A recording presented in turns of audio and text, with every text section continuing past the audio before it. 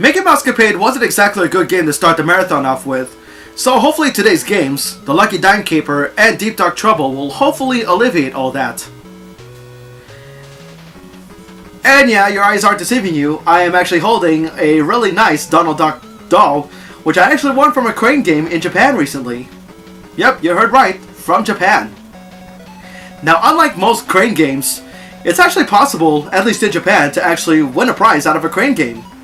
Or in my case, it took about 8 tries until I finally achieved total victory.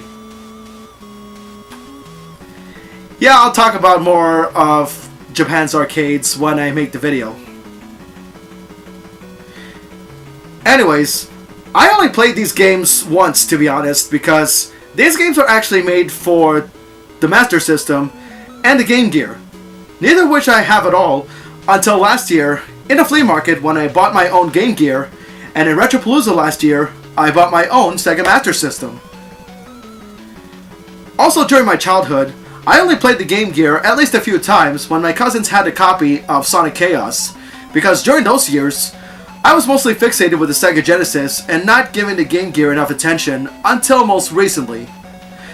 Especially when I was actually inspired by Mike Matei of Cinemassacre when he made a short review of Lucky Dime Caper that I just had to buy these games and review them myself.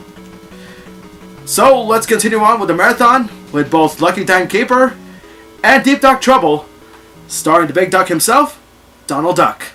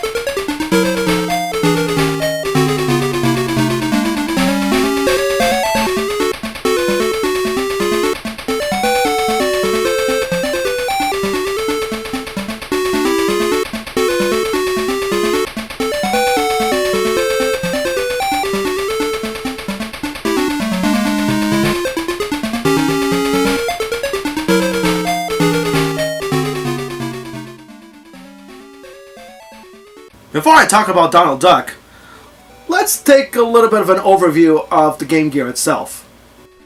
The Game Gear. The one handheld from Sega, released in 1991 worldwide, that tried to compete against the N Company's GB, but short and to the point, didn't do so well, with only about 10.6 million units sold, though I wouldn't consider it a failure, as even then, it has gained a cult status from its fans.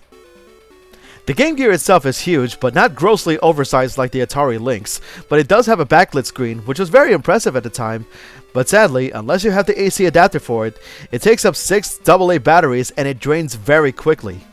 Despite the sales, Sega will still continue to make some games for it, some being ports from the Master System while others being handheld exclusives entirely, giving the handheld a following, but I'll talk about the console more in the future. Donald Duck was created in 1934 and made his debut in the Silly Symphony short called The Wise Little Hen, and would make his second appearance in the same year as a comical foil to Mickey Mouse in the short Orphan's Benefit. Donald is most famous for his semi-intelligible speech, which coincides with his typical quacking, and his sometimes devious but very temperamental personality whenever one thing comes to ruin his day. He has appeared in more films than any other Disney character, even more so than Mickey himself, and is the most published comic book character in the world outside of the superhero genre, with many Disney Comics adventures mostly centering around Donald Duck and his Duck Clan.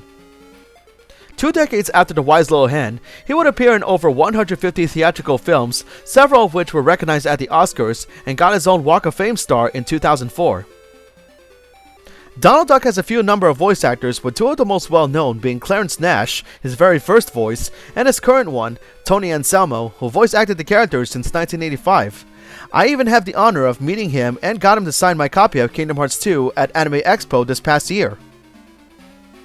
In most Donald Duck cartoons, he would share some traits with his Warner Brothers rival Daffy Duck, in that they would fight to gain superiority over the popular one, i.e. both Ducks would try to outdo Mickey Mouse and Bugs Bunny respectively. However, unlike Daffy, Donald can have a change of heart and support Mickey at times. Heck, both Ducks would appear in the classic Who Framed Roger Rabbit, where both Ducks compete on who's the better pianist between the two of them. Even though Mickey is the OG mascot of Disney, Donald would actually gain more popularity, even more so than Mickey, due to his overall design alone, that would pave the way for expanding the Donald Duck universe, resulting in more characters such as his wealthy uncle, Scrooge McDuck, his sometimes overbearing girlfriend, Daisy Duck, his jerk of a cousin, Gladstone Gander, and his nephews, Huey, Dewey, and Louie Duck, just to name a few, who he seems to be at odds with sometimes, but cares for them anyway. Now, I could go on to talk about more of the Duck universe, but some other info will have to wait until future videos. As far as video games go, Disney games that usually involve a Duck protagonist tend to have more fun adventures and interesting stories to tell. Now, both of these games actually have a very simple plot, and each of them can be defeated in an hour or less than that. So we'll start off with my review of Lucky Dime Caper first. While celebrating the nephews' birthdays, Scrooge gives each of them a dime, to teach them the value of hard work, as Scrooge tells them of how he starts out that way prior to gaining fortune, all the way to being the businessman and entrepreneur he is today. Suddenly, one of the Duck Clan's enemies, Magica the Spell, and 3 crows working for her, kidnapped the nephews and stole their dimes, as well as Scrooge's #1 dime, so it's up to Donald to save the boys and retrieve the dimes before Magica can claim the title of World's Wealthiest. You go through 7 stages, defeating enemies along the way until your final match with Magica the Spell. Donald's main methods of combat would be jumping on enemies and attacking them with a hammer, and certain enemies drop a frisbee item that allows Donald to throw a frisbee in 3 directions, rendering the hammer immediately useless. Aside from weapons, enemies also drop diamonds for points, the star icon, which heals 1 HP, and Donald Duck icons, which is your typical 1-up. I can immediately say that this game, at least the Game Gear version, is actually quite easy. Even with the screen crunching, you can at least take your time going through the stages carefully because the Game Gear version doesn't have a time limit, while the Master System does. All the stages are very straightforward, although in Stage 2, where you're out to rescue Dewey, while on the surface, the screen will eventually stop scrolling further, prompting you to purposefully jump inside the water to continue the level, and this happens twice in the same stage. The other stages are just carefully jumping from one platform to the next, but I still advise to take your time, especially in Stage 4, where drops of acid not only hurt, but it can also melt some platforms and it takes a second to regenerate. The bosses in the game have such predictable patterns, compound with the fact that you have a frisbee and also don't like jump attacks. They made themselves easier to defeat. Even against Magica the Spell, where all you need to do is just remember to avoid her magic shots and just keep throwing frisbees at the crystal ball until it breaks, forcing her submission. After rescuing the nephews and retrieving the dimes, Scrooge then rewards Donald with just a dime, much to his dismay, ending Lucky Dime Caper. The overall controls are good for an 8-bit Sega title, and because the Game Gear is very much a portable Master System, one thing it had an edge over its rival handheld is the graphics. While the stages look simple in design, at the very least it's colorful and has nice transparency effects on the water, and the animation on Donald and the other characters are very impressive. But overall, very short and easy, it shouldn't take more than an hour to defeat it, so let's move on to Deep Duck Trouble. The plot begins with Donald surprised at Scrooge, all puffed and floating like a balloon. It turns out that in one of his treasure hunts, Scrooge was cursed a day later upon coming home with a cursed golden necklace. In order to break the curse, Scrooge entrusts Donald with his treasure hunting journal in order to retrace Scrooge's steps and return the necklace to its rightful place. Unlike Lucky Dime Caper, Donald is unarmed and his only methods of attack are kicking and jumping on enemies. You can kick some stones onto enemies and treasure chests, or kick unbreakable stones causing it to slide.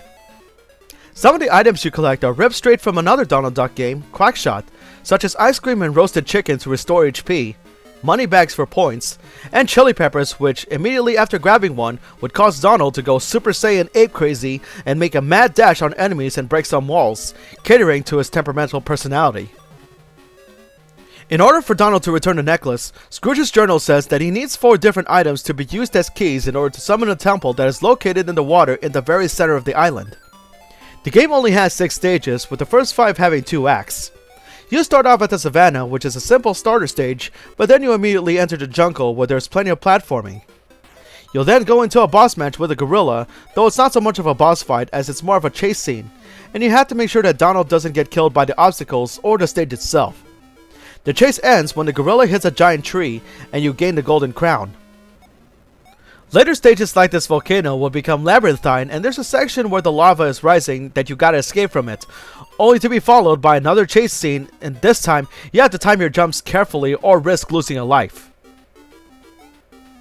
Stage 3, Underwater, is not too bad of a stage, except for spikes on the walls and killer swordfishes, and plenty of chests for HP and lives.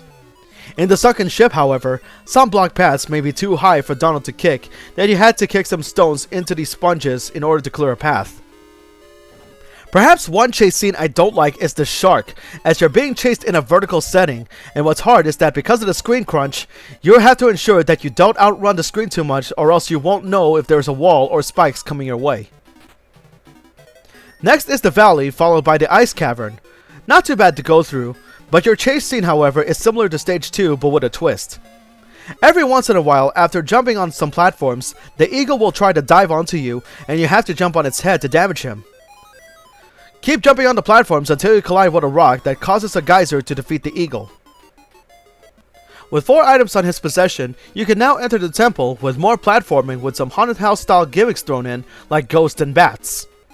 Be warned that this auto-scrolling section in Act 2 is really fast, so don't fall behind and don't fall down. The final act is a boss fight against the Temple Guardian. You first have to anticipate his laser attack, which generates a stone for you to kick onto him. Then on his last legs, you stomp on him while avoiding his shots. Not too bad of a boss fight. Donald successfully returns the necklace, which releases Scrooge as a curse. However, a crown of its ruler emerges and Donald takes it for himself, only for the same curse to be placed on him. So Scrooge and the nephews go on in an adventure to the same island to help Donald with his problem, ending deep dark trouble. Just like the last game, it's very colorful and well designed, although this game does provide some degree of challenge. The animation on Donald is really good as it's done by the Quackshot team, although they could have added the option to hold the kick button as a run button, and they also could have had the slide maneuver from Quackshot. The music is not too memorable, but at least it has some Disney feel onto it, whatever situation Donald is in. Overall, both of these games are actually very easy to pick up and play, and if you want to add these to your collection, you can find them for cheap at a flea market for the Game Gear, while the Master System versions are slightly pricier than that. To that end, I'm going to give Lucky Dime Keeper a 6 and Deep Dark Trouble a 7. They're not really terrible games, they're still good, and they're still playable. It's just that I just don't see a reason for me to come back to replay them. But if you feel like having just simpler challenges without any difficulty whatsoever, then more power to you. Well, that's 3 Disney games under our belt, so up next in the marathon, we're going to be looking at 2 games within the Disney Afternoon Collection, a compilation of Disney games based on the Disney Afternoon shows in the 90s, with 2 games that I'll be reviewing next being Chip 'n Dale Rescue Rangers 1 and 2. Anyway, I hope you liked this video, and if you haven't done so already, click subscribe to my channel, and don't forget to like and follow me on Facebook, which I will provide the link below. Until then, this has been Musashi X, and I bid you all farewell, take care, and stay tuned!